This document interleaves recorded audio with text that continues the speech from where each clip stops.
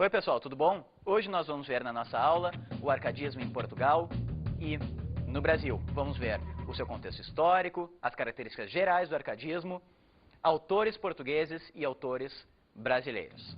Por que arcadismo e neoclassicismo? Bem, começo pelo mais simples, neoclassicismo. Neo é um prefixo que significa novo. Classicismo é um período literário que já existiu. Logo, o arcadismo recupera aquelas características do classicismo, só que em um outro tempo. Logo, é uma renovação desse classicismo. Já arcadismo nos remete a uma região da Grécia, a região do Peloponeso, onde nós temos uma região muito montanhosa, especificamente a região da Arcádia. Nessa região da Arcádia se encontra o Monte Mênelo, onde vive Apolo e suas musas. Apolo também, que é o deus da inspiração poética, né? E nessa região, a Arcádia, também vivem diversos pastores e pastoras. Muito bem, por isso, então, que chamamos essa corrente literária de arcadismo e neoclassicismo. Vamos agora ao contexto histórico em que se insere o neoclassicismo. Bem, o arcadismo ou neoclassicismo, que a partir de agora eu só vou chamar de arcadismo para ficar mais claro, acontece durante o século XVIII. Durante esse período, temos um aumento da burguesia e um aumento do poder econômico dessa burguesia devido ao comércio ultramarino que eles tinham o comando e devido também à grande quantidade de estabelecimentos bancários que eles também eram donos. Temos ainda o começo de um descrédito na religião. A influência da religião vai diminuindo cada vez mais, cedendo espaço ao racionalismo. O que acontece também é uma grande influência do pensamento burguês. Essa influência do pensamento burguês se dá a partir de duas perspectivas. A primeira delas é a questão da arte, ou seja, vai haver uma renovação na arte e é a arte do arcadismo. E a segunda é a influência do pensamento, da ideologia, que será o iluminismo ou ilustração. Iluminismo ou ilustração é uma crítica da burguesia culta aos abusos do clero e da nobreza. A burguesia iluminista pregava uma estrutura social de vida mais simples e pregava também de que a razão era o guia infalível da sabedoria. Nesse mesmo período, acontece a publicação da obra O Espírito das Leis de Montesquieu, onde ele propõe a divisão do governo em três poderes: o legislativo, o executivo e o judiciário. Ocorre também nesse período a publicação dos discursos preliminares da Enciclopédia de Diderot e d'Alembert. Ainda temos outra publicação importantíssima, que é o livro Émile de Jean-Jacques Rousseau. E além disso temos o livro O Contrato Social, também de Jean-Jacques Rousseau. Quais eram as ideias contidas nessas obras? Primeiro, a ideia de um retorno à natureza. Por quê? Porque a sociedade é que corrompe o homem, porque ele nasce bom. Partindo daí, que temos então a teoria do bom selvagem, aquele que não está em contato com a civilização que o corromperá. Além disso, acontece em 1776 a independência dos Estados Unidos da América. Essa é a fase também do despotismo esclarecido, onde temos em Portugal a figura de Marquês de Pombal. Bem, esse século, devido a ser influenciado pela ideologia iluminista, vai ser conhecido como o século das luzes. Características gerais. A primeira delas é a volta aos clássicos. A boa poesia devia ser aquela que imitasse a poesia clássica e a poesia da antiguidade clássica greco-latina. Por isso que, quando citamos as características do arcadismo, temos diversos termos em latim, inspirados no poeta latino Horácio. O primeiro deles é o inutilia truncat, que significa retirar o inútil, tirar aquilo que não é necessário na poesia.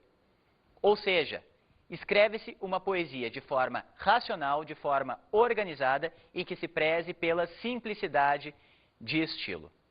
Outro termo utilizado para caracterizar o arcadismo é o fugere urbem. O que significa? Significa fugir da urbe, ou seja, fugir da cidade. Prega-se então uma volta à natureza, a um estilo simples de vida. Desse termo, retiramos duas características a mais. O pastoralismo, os poetas não são mais pessoas que residem na cidade, são pastores. E o bucolismo. Ou seja, toda a ambientação da poesia se dá em bosques, em lugares amenos. Lugares amenos, retiramos então o termo locus amoenos. O pastor está em um lugar agradável, em um lugar afável, onde temos árvores frutíferas, carneirinhos e ovelhinhas, onde temos a sua pastora trabalhando junto com ele, onde da natureza eles retiram tudo para a sua sobrevivência e não precisam de nenhum luxo. É a idealização da vida natural. Outra característica muito marcante no arcadismo é a delegação poética ou fingimento poético. O poeta finge ser um pastor. Então, em suas poesias, não temos o escritor Tomás Antônio Gonzaga, e sim o pastor Dirceu, ou o escritor Cláudio Manuel da Costa, e sim o pastor Glauceste Satúrnio. O poeta, dessa forma, consegue retirar a subjetividade do poema. Alguns autores chamam isso de despersonalização do eu lírico. Por que despersonalização? Porque o poeta abandona a subjetividade, não fala de algo pessoal, e sim cria um personagem, um pastor, e a partir daí descreve, conta, narra os acontecimentos da sua vida. Ou seja, é como se um pastor estivesse escrevendo a poesia, e não o poeta propriamente dito. Vamos agora a alguns aspectos formais do arcadismo. As frases são escritas nos poemas árcades em ordem direta. Por quê? Porque o poeta Árcade preza pela clareza. Preza pela clareza por quê? Porque se volta aos ideais clássicos de poesia, que preza o equilíbrio e a razão. Outra característica importante é a simplificação linguística, também devida ao ideal de clareza. A poesia Árcade é voltada ao social, não voltada ao social por tematizar questões sociais, mas sim para ser demonstrada à sociedade. Logo, eles prezavam, então, por isso, pela clareza, ou seja, ser claro na poesia significa atingir mais e mais pessoas. Outra característica importantíssima na poesia Árcade é o começo de uma maior utilização do verso branco. O que é o verso branco? O verso branco é o verso sem rima. Nem todos os poetas escreveram assim, mas alguns começaram a se utilizar dessa técnica. Interessante também é lembrar que eles ficam no verso branco e não no verso livre, que é poema sem métrica. Ou seja, o poeta Árcade mantém a métrica e, por vezes, abandona a rima. Razão, natureza, verdade. Esses são os três preceitos básicos que resumem todas as características do arcadismo. A razão, porque o poeta Árcade vai deixar de criar uma poesia emocional, e sim uma poesia racional. A natureza, porque é o lugar onde existe ainda a pureza humana. E a verdade é atingir o belo artístico. Arcadismo em Portugal. O que está acontecendo em Portugal no século XVIII? Temos de 1707 a 1750 o governo do rei Dom João. Ainda temos também a modernização do ensino superior em Portugal. A partir de ideais iluministas, há uma total modificação no ensino superior.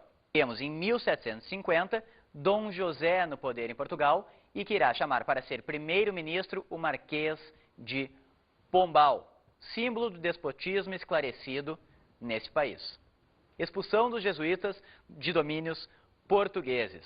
Isso acontece por medida do Marquês de Pombal, que, influenciado pelos ideais iluministas, vai de encontro aos ideais jesuíticos. A partir desse ponto é que vai acontecer o fim da influência jesuítica e também o fim do ensino jesuítico em Portugal. Vamos agora aos autores portugueses. Manuel Maria do Bocage. Manuel Maria do Bocage vai produzir poesia Árcade, porém sentimentalista, é uma poesia de tom confessional, emotiva, onde o desespero vai ser a sua motivação para pensar que a morte é a solução dos seus problemas. Essas características não vão muito de acordo com a estética Árcade, que preza pelo equilíbrio e pela razão. O que temos na poesia dele é muitas vezes um pré-romantismo, aquela ideia de exacerbamento dos sentimentos, em alguns momentos está presente na poesia de Manuel Maria do Bocage. Porém, a gente não pode se enganar. Ele é Árcade por um motivo principal. Ele consegue conter os seus sentimentos, a sua emoção, a partir da razão. Então, o que temos? Temos razão como sinônimo de equilíbrio e emoção como sinônimo de desequilíbrio. A razão ainda consegue filtrar os sentimentos de Manuel Maria do Bocage, a ponto de podermos ainda classificá-lo como um poeta Árcade. Mas não está errado, em alguns momentos, em alguns de seus poemas, o classificarmos como pré-romântico. O importante é salientar que não é um poeta romântico. Bem, os principais temas de Manuel Maria do Bocage se relacionam ao amor, à questão da amada, à questão da sua musa, à questão da sua pastora. Não esqueçamos que, como bom poeta Árcade, Manuel Maria do Bocage finge ser um pastor. Ele é o pastor Eumano Sadino. Eumano Sadino, porque, primeiro, Eumano é anagrama de Manuel, seu nome. E Sadino, porque provém do nome Sado, referente ao rio Sado. O outro tema da poesia de Eumano Sadino, Manuel Maria do Bocage, é a poesia satírica. Quanto aos aspectos formais da poesia de Manuel Maria do Bocage, temos a forma do soneto. Manuel Maria do Bocage é um dos maiores sonetistas de língua portuguesa, juntamente com Luís Vaz de Camões e com Antério de Quental. O interessante do soneto é que é possível, nessa forma, fazer um contraste de ideias, um jogo de ideias. Funciona muito bem essa forma em poesias em que é revelado a emocionalidade do poeta.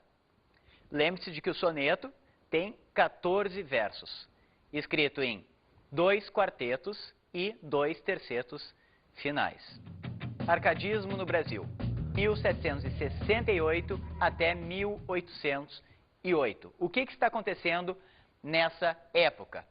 Primeiro, a gente terá a substituição do pensamento jesuítico pelos ideais iluministas, devido às reformas feitas por Marquês de Pombal, não esquecendo que o Brasil ainda é colônia de Portugal. Temos também a transição, a transferência do centro econômico que se encontrava no Nordeste para Minas Gerais e Rio de Janeiro. Em Minas Gerais temos a mineração, que ocasionará fenômenos importantíssimos para o desenvolvimento do arcadismo. Quais são? Temos, então, um desenvolvimento urbano maior devido a essa mineração. Com esse desenvolvimento urbano maior, surgirá uma nova classe, a classe média. A classe média que vai em busca do prestígio social. E como se atinge esse prestígio social? A partir da cultura. Então, haverá uma agitação cultural nova nesse meio. E se dará principalmente a partir dos saraus, onde diversas pessoas se encontravam para ler seus poemas, para tratar de cultura, para escutar música. Os saraus funcionam aí como um meio de ligação, como um meio de diálogo na sociedade. Em 1789, temos a Inconfidência Mineira. Alguns poetas árcades participaram da Inconfidência, de uma forma não muito relevante, mas participaram. Dentre eles temos Cláudio Manuel da Costa e Tomás Antônio Gonzaga. É nesse período também que temos as obras de Antônio Francisco Lisboa, o Aleijadinho. Toda a sua produção se dá nessa fase do arcadismo. Mas se lembrando, o Aleijadinho não é um artista árcade. Aleijadinho faz obras barrocas. E, importantíssimo, no arcadismo é nos lembrarmos de que a partir desse momento em que se forma um sistema literário. O que é esse sistema literário? É a relação do autor, da obra e do público. É o momento em que o autor vai produzir uma obra, essa obra vai chegar até um público, o público emitirá a sua opinião e o autor novamente produzirá uma obra a partir do gosto do público. Ou seja, o nascimento dessa relação entre autor e público se dá no arcadismo. Terá o seu ponto de autodesenvolvimento no romantismo, com os folhetins. Mas a origem de tudo, desse sistema literário, se dá no Brasil com o arcadismo. Cláudio Manuel da Costa. Cláudio Manuel da Costa é o iniciador do arcadismo no Brasil. Em 1768, ele publica o seu livro Obras, que contém diversos sonetos, e funda a Arcádia Ultramarina, inspirada na Arcádia Lusitana, que eram grupos literários que discutiam literatura e faziam literatura. Cláudio Manuel da Costa é um poeta de transição na literatura brasileira. Transição do barroco para o arcadismo. Não o classificamos como barroco simplesmente pelo fato de que ele consegue conter suas emoções a partir da razão. Mas o definimos como um poeta emocionalmente barroco e racionalmente árcade. Os temas tratados na sua obra são o sofrimento amoroso, e nesse sofrimento amoroso ele relaciona com a brevidade da vida, e devido a essa brevidade é que há o sofrimento amoroso, e aí entra-se na questão do carpe diem, né? Literalmente sorver a vida, aproveitar o momento antes que a velhice chegue. Temos também a reflexão existencial, e nessa reflexão existencial é muito importante o uso de uma imagem constante nesses poemas, que é o símbolo da penha. Penha nada mais é do que a pedra, do que a rocha. E o seu questionamento é o seguinte: como ele, Cláudio Manuel da Costa, que nasceu em Mariana, uma região rochosa, extremamente cheia de pedras, de penhas, pode ter um coração tão terno? E aí se estabelece o contraste. Contraste que é uma característica do barroco, entre ternura e dureza, mas tratado de forma racional, de forma que busca o equilíbrio e a simplicidade estilística. Por isso, poesia árcade. Outro tema da poesia de Cláudio Manuel da Costa é a apologia da vida simples. O poeta pregará a volta à natureza, mas se lembre que as características do arcadismo se situavam à volta à natureza, falando do bucolismo, a questão de bosques. Em Cláudio Manuel da Costa é diferente. A natureza que ele prega a volta é uma natureza com um aspecto semelhante à da sua cidade natal, Mariana. Por isso classificamos Cláudio Manuel da Costa como poeta telúrico. Telúrico significa da terra. Por quê? Porque a sua ambientação em relação à natureza é nacional. Bem, Cláudio Manuel da Costa, além de escrever sonetos, escreveu um poema épico, com uma importância um pouco menor que os seus sonetos, mas é interessante a gente citar aqui o poema épico Vila Rica, que trata da fundação de Vila Rica, atual Ouro Preto. Porém, saliento a vocês, a principal forma poética de Cláudio Manuel da Costa é o soneto, um dos maiores sonetistas da poesia brasileira. Tomás Antônio Gonzaga, um típico árcade. Por quê? Porque ele é o poeta que consegue ter o equilíbrio entre razão e emoção. A principal obra de Tomás Antônio Gonzaga é Marília de Dirceu, inspirado no seu caso amoroso que teve com a jovem Maria Doroteia de Seixas. Ele, Tomás Antônio Gonzaga, tinha 40 anos, ela 17 anos, semelhante ao caso que o nosso câmera 2, o BA, tem, né, com a sua namorada de 18 anos. O BA tem 52 anos, só que o BA não sabe fazer poesia. O que ele faz então? Samba. Toca sambas para a sua amada, mas isso é outro assunto. Vamos à literatura, o amor do BA fica para ele. Bom, o que é Dirceu? Dirceu, eu já falei para vocês, é o codinome de Tomás Antônio Gonzaga, é o pastor que Tomás Antônio Gonzaga cria para falar na poesia. Então podemos definir o Dirceu como a projeção artística do modo de ser e pensar do poeta. Por isso que nunca teremos um Dirceu com uma função muito bem definida. Por vezes Dirceu é pastor, mas acontece em alguns momentos na poesia de Dirceu ser um juiz. Quem é Marília? Marília é o pretexto poético de Tomás Antônio Gonzaga. Claro que ele se inspira na figura de Maria Doroteia de Seixas, mas por que eu digo pretexto poético? Porque ela nem sempre tem o mesmo aspecto. Por vezes ela é loira, por vezes ela é morena. Essa obra é dividida em 3 partes. sendo a terceira de menor relevância. Vamos discutir então as duas primeiras. A primeira parte trata do ideal da vida conjugal que Dirceu almeja com Marília. Ele vai tratar da vida amena que pretende ter com ela, do seu caso amoroso que tem com Marília, do ideal de felicidade, da vida na natureza, da vida sem problemas. A segunda parte é uma modificação. É o momento em que Dirceu está preso numa masmorra. E se lembrem que há um paralelo com a vida de Tomás Antônio Gonzaga. Por quê? Porque nesse momento é a fase em que Tomás Antônio Gonzaga é preso devido à sua participação na Inconfidência Mineira. Pois bem, o que acontece na masmorra com Dirceu? Dirceu sofrerá por estar distante de Marília. E todo o sofrimento dele encontra consolo na figura de Marília. É interessante que num desses poemas da segunda parte, ele pede a Cupido, que é seu companheiro, que sempre o ajuda nesses momentos de sofrimento, a ir ao lugar onde Marília está e observar se ela está chorando, porque se ela estiver chorando, ainda gosta de Dirceu.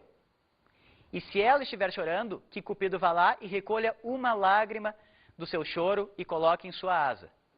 E leve essa lágrima até a masmorra onde se encontra Dirceu. Por quê? Vendo aquela lágrima e tocando naquela lágrima, ele terá forças para continuar vivendo o seu martírio, até o dia em que encontre Marília.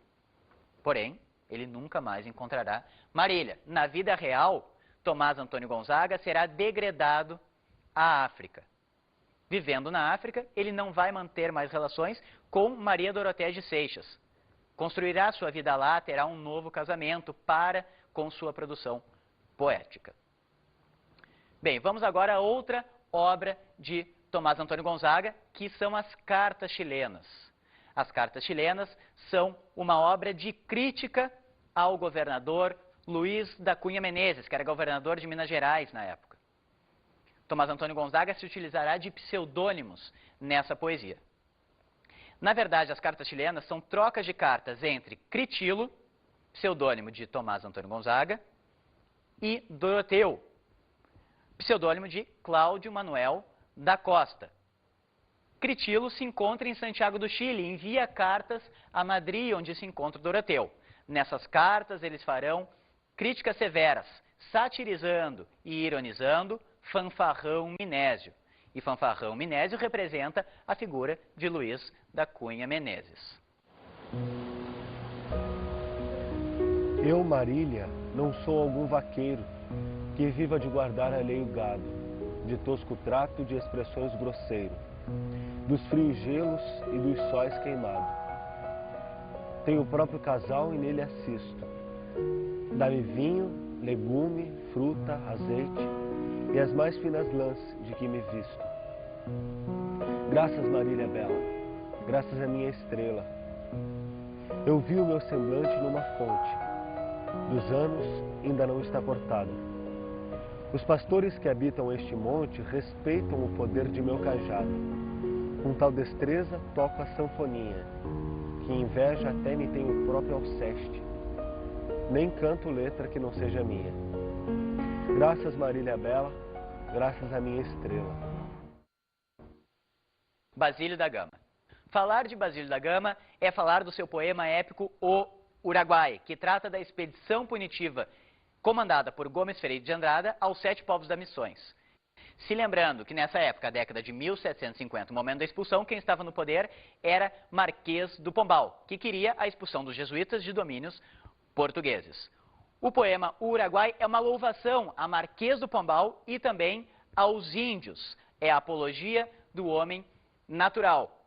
Quem resta como alvo? Os jesuítas. Os jesuítas, além de inimigos dos europeus, serão os enganadores dos índios. Ou seja, há uma ideologia totalmente anti-jesuítica. Importante salientar que a figura do índio é um aspecto medular na literatura brasileira. E começa no arcadismo, com esse poema épico, O Uruguai, e também em outro poema épico, Árcade, Santa Rita Durão. Aramuru é o poema épico do descobrimento da Bahia e da conquista por Diogo Álvares Correia. É a exaltação da terra brasileira, onde encontramos a valorização da vida natural e a ausência de um aspecto importante no arcadismo, a ausência da mitologia pagã. Se lembrando também que na obra O Uruguai de Basílio da Gama há essa ausência da mitologia pagã. Importante salientar que essa figura do índio se encontra nas obras de Basílio da Gama e Santa Rita Durão.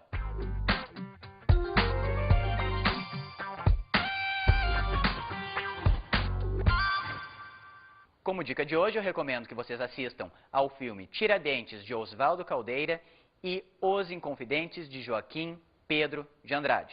Isso aí, gurizada, foi um prazer e até uma próxima.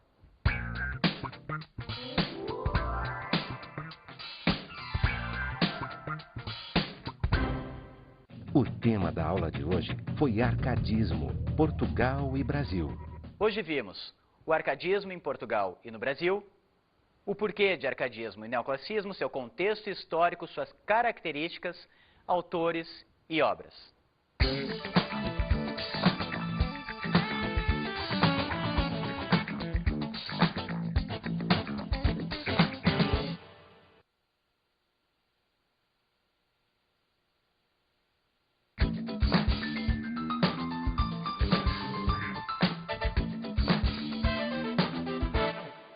Bem, professor, de acordo com o tema visto hoje, eu recomendo a criação de saraus em sala de aula com os próprios alunos. Por quê? Porque a partir daí eles vão conseguir ter uma noção do que é a relação autor, obra, público e também a questão do contexto histórico no momento em que eu falei da agitação cultural e da busca de prestígio social a partir da cultura, né? A partir da criação de poemas, a partir do contato com o público. É muito válido isso porque, além dos alunos gostarem de fazer, vão encontrar uma maior motivação na leitura desses poemas e, quem sabe, vai ser uma influência para eles buscarem outras leituras além da poesia Arcade.